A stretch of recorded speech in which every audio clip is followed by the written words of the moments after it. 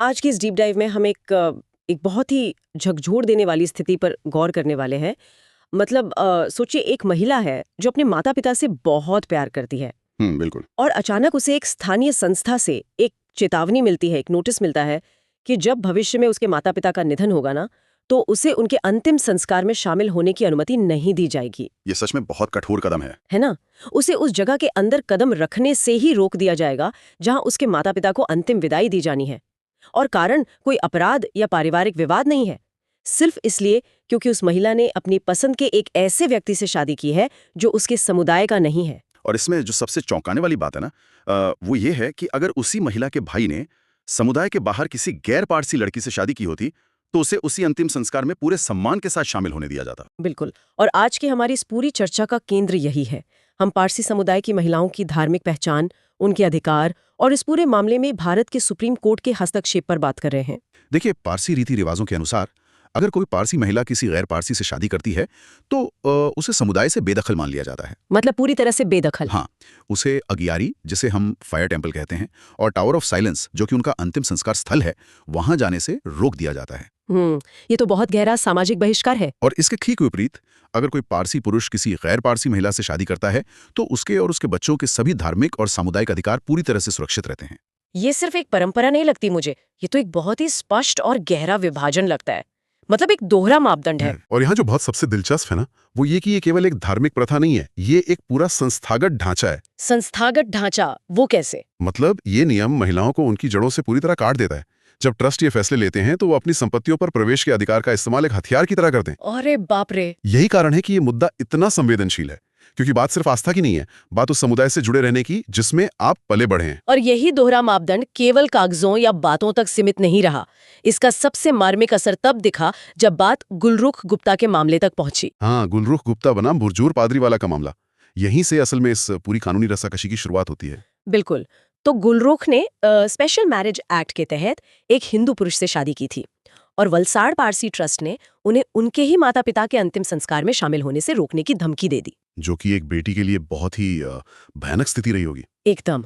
और आपको पता है, जब ये मामला गुजरात हाईकोर्ट पहुंचा तो वहां का फैसला और भी हैरान करने वाला था। हाँ, हाईकोर्ट ने 2-1 के बहुमत से फैसला सुनाया और उनका तर्क था कि शादी के बाद महिला का धर्म उसके पति के धर्म में विलीन हो जाता है। मैं जब ये पढ़ रही थी ना, तो मैं पूरी तरह से हैरान रह गई। मतलब क्या आधुनिक न्याय व्यवस्था में वास्तव में एक हाईकोर्ट ये कह सकता है कि शादी के बाद महिला की अपनी धार्मिक पहचान या उसका स्वतंत्र अस्तित्व उसके पति के धर्म में विलीन हो जाता है? सुनने में अजीब लगता है ना? ये तो सदियों पुरानी सोच लगती है मुझे। जैसे कोई कॉर्पोरेट मर्जर हो रहा हो। असल में ये अंग्रेजी कॉमन लॉ के एक बहुत पुराने सिद्धांत कोवरचल से प्रेरित सोच है, जहां पत्नी की पहचान पति की पहचान के नीचे छिप जाती थी। लेकिन भारत में तो स्पेशल मैरिज एक्ट है ना? बिल्कुल। और सुप्रीम कोर्ट ने इसी बात पर जोर दिया जब गुलरोख ने वहां अपील की। सुप्रीम कोर्ट ने हाई कोर्ट के इस फैसले को पूरी तरह खारिज कर दिया। शुक्र है। कोर्ट ने बहुत स्पष्ट शब्दों में कहा कि स्पेशल मैरिज एक्ट का तो उद्देश्य ही अपनी मूल पहचान को बनाए रखना है। अगर किसी को धर्म बदलना ही होता तो इस एक्ट के तहत शादी क्यों करता? सही बात है।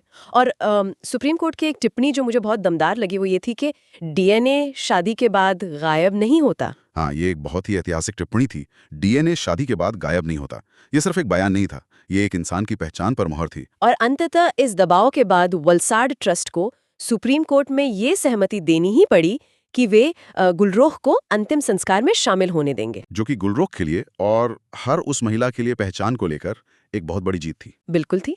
लेकिन बात यहाँ खत्म नहीं हुई, क्योंकि अब हम सनाया दलाल और जिमखाना विवाद की बात कर रहे हैं। जी, मुंबई के सनाया दलाल का मामला। सनाया ने एक सिंधी पुरुष से शादी की थी और उनके 7 साल के बेटे को दादर पारसी कॉलोनी जिमखाना में सदस्यता देने से साफ इनकार कर दिया गया, सिर्फ इसलिए क्योंकि उस बच्चे के पिता पारसी नहीं है। जबकि उसी उम्र के उन पारसी बच्चों को सदस्यता दी गई जिनके पिता पारसी हैं। मतलब अब ये लड़ाई अगियारी की 4 दीवारों से बाहर निकलकर एक जिमखाना यानी एक सोशल क्लब तक आ गई है। और यही बात इस केस को अलग बनाती है। एक 7 साल के बच्चे को ये कैसे समझाया जाए कि उसे उस मैदान में जाने से क्यों बाहर रखा जा रहा है जहां उसके सारे दोस्त खेलते हैं? ये बहुत मुश्किल है। और सनाया दलाल की याचिका में इस बात को बहुत स्पष्ट रूप से कहा गया है। उन्होंने कहा कि पारसी ट्रस्ट नस्ल की शुद्धता, जिसे वो रेशियल प्योरिटी कहते हैं, उसके नाम पर महिलाओं और बच्चों के साथ मानसिक यांत्रणा नहीं कर सकते। नस्ल की शुद्धता, ये शब्द ही अपने आप में बहुत कुछ कह देता है। अगर हम इसे बड़े परिप्रेक्ष्य में देखें ना, तो ये नियम सिर्फ महिलाओं तक सीमित नहीं रहते।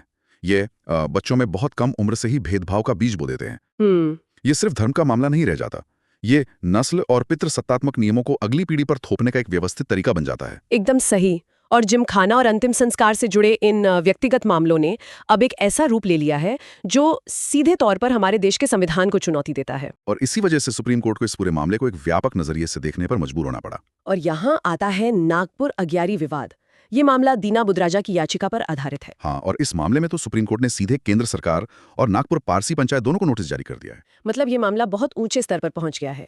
अदालत की जो अहम टिप्पणी इस केस में आई है वो ये है कि लिंग के आधार पर अधिकारों का हनन पूरी तरह से असंवैधानिक है। और यहाँ हमें संविधान के दो बहुत महत्वपूर्ण अनुच्छेदों को समझना होगा। एक तरफ है अनुच्छेद 14 जो समानता का अधिकार देता है, यानी किसी के साथ जेंडर के आधार पर भेदभाव नहीं हो सकता। बिल्कुल। और दूसरी तरफ है अनुच्छेद 25 जो धर्म की स्वतंत्रता की बात करता है, और अनुच्छेद 26 जो धार्मिक संस्थानों को अपने मामले खुद प्रबंधित करने का अधिकार देता है। तो इस सब का क्या मतलब है? मतलब क्या भारत का संविधान और उसके जो मौलिक अधिकार हैं वो किसी समुदाय के सदियों पुराने पर्सनल लॉ को पूरी तरह से रद्द कर सकते हैं? ये एक बहुत ही महत्वपूर्ण सवाल खड़ा करता है। पारसी ट्रस्टों का तर्क है कि ये उनकी एसेंशियल रिलीजियस प्रैक्टिस यानी आवश्यक धार्मिक प्रथा का हिस्सा है कि अग्यारी में कौन जाएगा और कौन नहीं। लेकिन क्या ये वास्तव में आवश्यक प्रथा है? यही तो बहस है।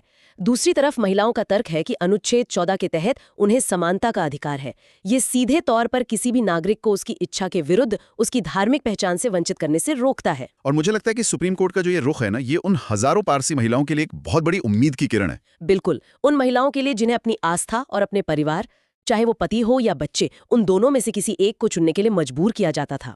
तो आज की इस पूरी चर्चा से जो मुख्य बातें निकलकर सामने आती हैं वो ये है कि पारसी समुदाय के भीतर जो महिलाएं गैर पारसी पुरुषों से शादी कर रही हैं, उनका अपनी धार्मिक पहचान बनाए रखने का ये जो संघर्ष है वो अभी भी अदालतों में जारी है। हाँ, ये कोई खत्म हुआ अध्याय नहीं है। बिल्कुल नहीं। और हमारी इस चर्चा ने ये साफ दिखाया है कि कैसे 1936 के कानून, नस्ल की शुद्धता के जो तर्क दिए जाते हैं और हमारा जो स्पेशल मैरिज एक्ट है, उनके बीच एक बहुत गहरा द्वंद्व चल रहा है। और जैसा कि हमने शुरुआत में भी स्पष्ट किया था, इस चर्चा का उद्देश्य केवल कानूनी तथ्यों को और दोनों पक्षों की दलीलों को प्रस्तुत करना था।